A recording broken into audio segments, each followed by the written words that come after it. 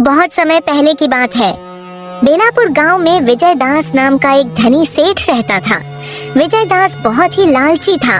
वह अपने जमीन को ठेके में किसानों को देता था और उन गरीब किसानों से बहुत ही ज्यादा कर वसूलता था।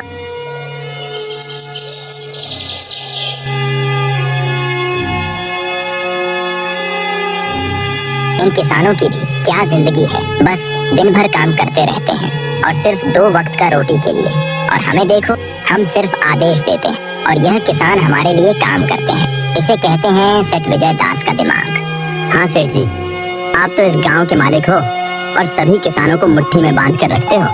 सेठ विजय दास बहुत ही लालची है। किसानों को पहले बहला फुसलाकर ठेके में काम करवाता है और बाद में किसानों से ही शर्त रख देता है।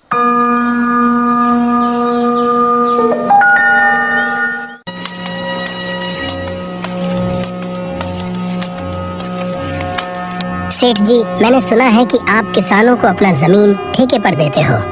हाँ भाई, मैं किसानों को अपना जमीन ठेके पर देता हूँ। ठीक है सेठ जी, मुझे भी 1 साल के लिए आपका जमीन ठेके पर चाहिए। मेरा नाम श्यामलाल है और मैं पास ही के गांव चांदीपुर में रहता हूँ। ठीक है श्यामलाल, मैं अपने जमीन को ठेके में दे दूंगा, लेकिन 1 साल के बाद तुम जो फसल उगाओगे उनमें से आधा फसल मेरा होगा और आधा फसल तुम्हारा होगा। इसी तरह सेठ विजय दास अपनी जमीन को ठेके पर देता है, लेकिन किसानों के सामने एक शर्त रखता है कि फसल का आधा हिस्सा मेरा और आधा हिस्सा तुम्हारा होगा। चलो, जमीन तो मिल गया, अब इसमें खेती करता हूँ। उम्मीद है इस साल अच्छी फसल होगी। मुझे बहुत मेहनत करना होगा, तभी मेरे हिस्से में कुछ बच पाएगा। श्यामलाल दिन भर कड़ी मेहनत से काम करता है और फसल तैयार करता है और फसल तैयार भी हो जाती है। रामलाल फसल की कटाई भी शुरू कर देता है। चलो भाई, इस साल तो बहुत ही अच्छी फसल हुई है। आधा जमींदार ले जाएगा, पर भी मेरे हिस्से में कुछ आ ही जाएगा। अरे सेठ जी, सुनते हो क्या? आपको पता है श्यामलाल अपने फसल की कटाई कर रहा है। इस साल तो श्यामलाल की फसल बहुत ही अच्छी हुई है। ऐसा बात है क्या? श्यामलाल आज फसल की कटाई कर रहा है? चलो फिर चलकर देखते हैं।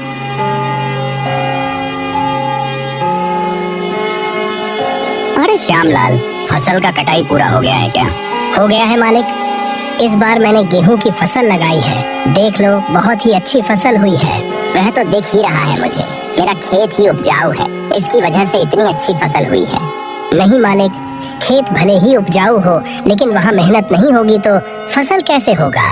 मैंने इस साल इस खेत पर बहुत मेहनत किया हूँ सेठ जी। इस खेत पर गेहूं की फसल तैयार करने में मुझे कड़ी मेहनत से काम करना पड़ता था। इसकी वजह से इतनी अच्छी फसल हुई है। क्या बात कर रहे हो यार? खेत नहीं होगा तो तुम मेहनत कहाँ करोगे और कैसे मेहनत करोगे? ये खेत बहुत उपजाऊ है, इसलिए तुम यहाँ पर हो। इस तरह श्यामलाल से शर्त लगाकर सेठ विजय दास अच्छी फसल ले जाता है और खराब फसल श्यामलाल को दे देता है। ये क्या, इतना मेहनत करने पर भी बस इतना ही फसल मिला? ऐसे जिंदगी से तो अच्छा मर जाना बेहतर है। हमेशा दूसरों के इशारे पर काम करो, पता नहीं खुद का जमीन कब होगा। श्यामलाल इस तरह जैसे तैसे अपना जिंदगी काटे जा रहा था। फिर एक दिन श्यामलाल का बेटा हरीश शहर में अपनी पढ़ाई खत्म करके अपना गांव चांदीपुर आता है, और जब हरीश गांव का नजारा देखता है तो हरीश को बहुत दुख होता है। पिताजी, क्या हुआ हमारे गांव को? बहुत सुना सुना लग रहा है। श्यामलाल हरीश को सारी बातें बता देता है और गांव के सभी आपदा हालात और गांव के जमींदार के बारे में भी बता देता है कि किस तरह सेठ विजय दास किसानों को धोखे में रखकर किसानों का जमीन को लूटता है। चलो कोई बात नहीं पिताजी, दुखी मत हो, इस बार मैं खेती करूंगा। हरीश ने सेठ विजय दास को सबक सिखाने और सभी किसानों को इंसाफ दिलाने की प्रतिज्ञा ली।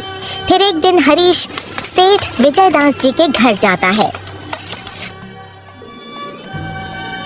सेठ जी, पिताजी की जगह इस बार मैं खेती करूंगा। मुझे ठेके में कोई भी एक जमीन चाहिए। अरे तुम जाओ, अभी तुम्हारे पास इतना ताकत नहीं है बच्चे कि तुम खेती कर पाओ। नहीं सेठ जी, आप ऐसा मत बोलिए। मैं पढ़ा लिखा हूँ, लेकिन हूँ तो एक किसान का बेटा ही ना। खेती मेरी धर्म है। चलो ठीक है, मैं मान लेता हूँ। और वैसे भी आजकल क्या काम रखा है, अब पढ़ लिख कर वैसे भी तुम बेरोजगार घूम रहे हो, इससे अच्छा तुम थोड़ा खेती बाड़ी भी सीख लो। आपका बहुत बहुत धन्यवाद सेठ जी। धन्यवाद बाद में देना, पहले मेरा नियम और शर्तें सुन लो। क्या शर्त है सेठ जी, आप बताइए।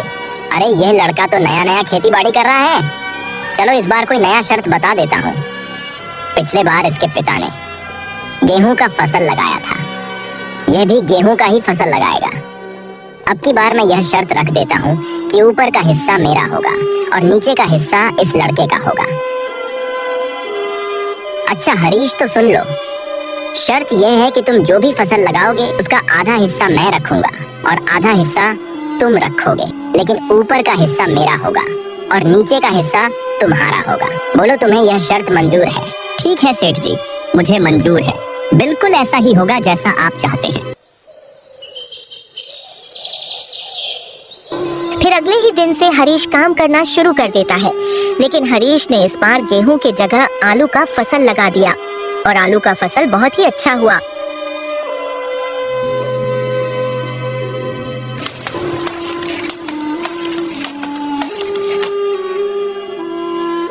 अरे हरीश, तुम्हें शर्त याद है ना कि आधा फसल मेरा और आधा फसल तुम्हारा? हाँ सेठ जी, मुझे सब कुछ अच्छे से याद है, आधा फसल मेरा और आधा फसल तुम्हारा।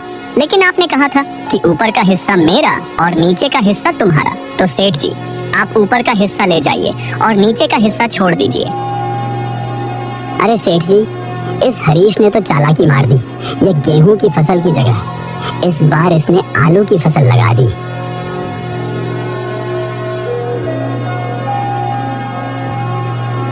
यह सच है हरीश कि तुमने इस बार गेहूं की जगह आलू की फसल लगाई है?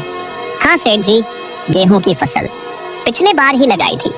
गेहूं का फसल अच्छी नहीं हुई थी ऐसा पिताजी बोल रहे थे, इसलिए मैंने इस बार आलू की फसल लगाई है। देखो ना, आलू की फसल कितनी सुंदर है। सेठ जी, आप ऊपर का हिस्सा ले जाइए और नीचे का हिस्सा छोड़ दीजिए। अरे क्या करूं मैं इस घास फूस को लेकर, जबकि तुम सब आलू ले जा रहे हो तो ये घास फूस भी ले जाओ। आपका ही शर्त है सेठ जी, और आप ही शर्त मानने को तैयार नहीं है। मैं इस बारे में कुछ नहीं जानता हूँ और आप ऊपर का हिस्सा ले जाइए, मैं नीचे का हिस्सा ले जाऊंगा। इस तरह हरीश ने चालाकी के साथ सेठ विजय दास को मुंह तोड़ जवाब दिया और सभी आलू को लेकर घर आ गया और सभी घास फूस को सेठ के हिस्से में छोड़ दिया। पूरे गांव में आज तक आपके सामने किसी ने चालाकी दिखाने की हिम्मत नहीं की है और ये कल का आया हुआ लड़का आपको बेवकूफ बना दिया। अरे वो क्या बच्चा मुझे बेवकूफ बनाएगा? आने दो, इस बार तो उसको ऐसा सबक सिखाऊंगा कि वह हमेशा हमेशा के लिए याद रखेगा।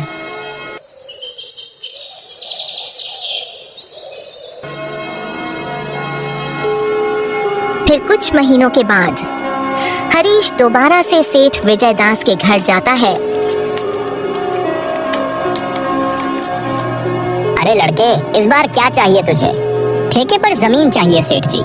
फिर तो मेरा भी हिसाब सुन ले लड़के, इस बार कुछ चालाकी नहीं चलेगी। इस बार फसल का नीचे का भाग मेरा होगा, ऊपर का भाग तुम्हारा होगा। बोलो क्या तुम्हें यह शर्त मंजूर है? बिल्कुल मंजूर है सेठ जी। इस बार फसल का ऊपर का भाग मेरा ही होगा और नीचे का भाग आपका होगा। इस तरह हरीश सेठ जी से बात करने के बाद अपना घर वापस लौट आता है और फिर इस बार दोबारा से खेती करने की तैयारी में जुट जाता है। हरीश इस बार गेहूं की फसल लगाता है। इस बार तो गेहूं का फसल खूब अच्छा हुआ है, मजा आ गया। अब आने दो उस लालची सेठ को, फिर बताता हूँ उसको। कुछ सप्ताह के बाद सेठ विजय दास हरीश के खेत पर आता है। जैसे ही सेठ गेहूं के खेत पर पहुंचता है तो उसका दिमाग चकरा जाता है। अरे यह क्या, इसने तो इस बार गेहूं की फसल लगा दी। यह लड़का हरीश जितना मैं सोच रहा था उससे कई ज्यादा होशियार निकला। नमस्ते सेठ जी, कैसे हो आप? देखिए सेठ जी, इस बार मैंने गेहूं की खेती की है और आपने शर्त रखी थी कि ऊपर का हिस्सा मेरा होगा और नीचे का हिस्सा आपका होगा, तो फिर ले जाइए आप नीचे का हिस्सा। इस तरह से हरीश ने अपना दिमाग का इस्तेमाल करके फिर से सेठ को बेवकूफ बना देता है। अरे सेठ जी, उस छोटे से बच्चे का दिमाग तो देखिए, आप जैसे महाजन को भी अपने बुद्धि के बल पर बेवकूफ बना दिया। तुम सही कह रहे हो रामू, मैं उसको छोटा ही समझ रहा था। उसने तो मुझे बेवकूफ ही बना दिया। आने दो दोबारा, फिर उसको बताता हूँ। हरीश ने गेहूं की कटाई की और सारी फसल को अपना घर ले आया। हरीश गेहूं का फसल लाकर गांव के जरूरतमंद लोगों में बांट दिया। हरीश और उसके पिता दोनों ही बहुत खुश थे।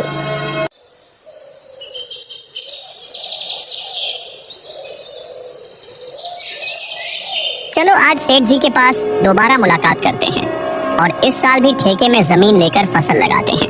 देखते हैं सेठ विजय दास इस बार क्या दिमाग लगाते हैं।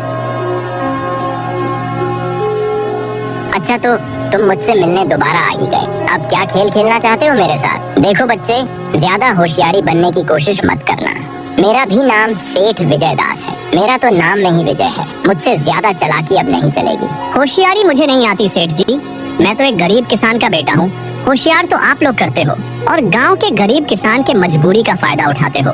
ये लड़के ज्यादा ज्ञान मत बांट, काम की बात कर वरना यहाँ से चलता बन। सेठ जी चलिए काम की बात करते हैं। मुझे इस साल भी आपकी जमीन ठेके पर चाहिए। बताइए इस बार आपका क्या शर्त है? सेठ विजय दास थोड़ी देर सोचने के बाद कहता है, तो सुन लो मेरा शर्त। इस बार नीचे और ऊपर का हिस्सा मेरा होगा और बीच का हिस्सा तेरा होगा। तो बताओ यह शर्त तुम्हें मंजूर है? बिल्कुल मंजूर है सेठ जी, जैसा आप चाहें।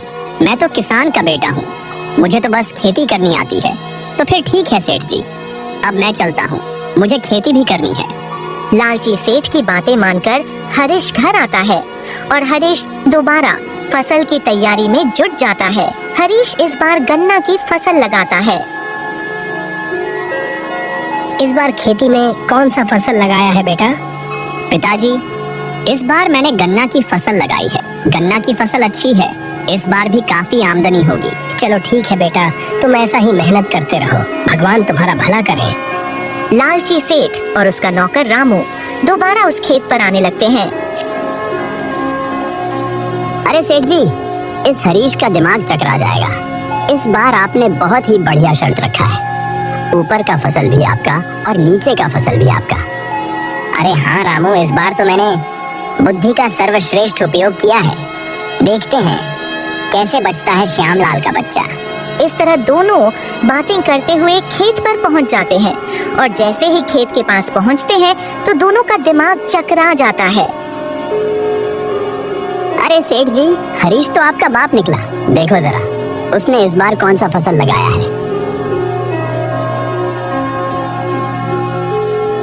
अरे यह क्या, ये तो गन्ने की फसल है। अब बताओ भला, ऊपर और नीचे का मेरा होगा और बीच का हिस्सा उस हरीश का होगा। मतलब मैं दोबारा फिर से बेवकूफ बन गया, मान गया इस किसान के बच्चे का दिमाग को। कैसे हो सेठ जी, आप दोनों में क्या बात चल रहा है, जरा हमें भी बताओ। एक तो चोरी और ऊपर से सीना चोरी। तुमने मुझे इस बार भी बेवकूफ बना दिया। क्या भला मैं आपको बेवकूफ बनाऊंगा सेठ जी? आप तो दुनिया को बेवकूफ बनाते हो।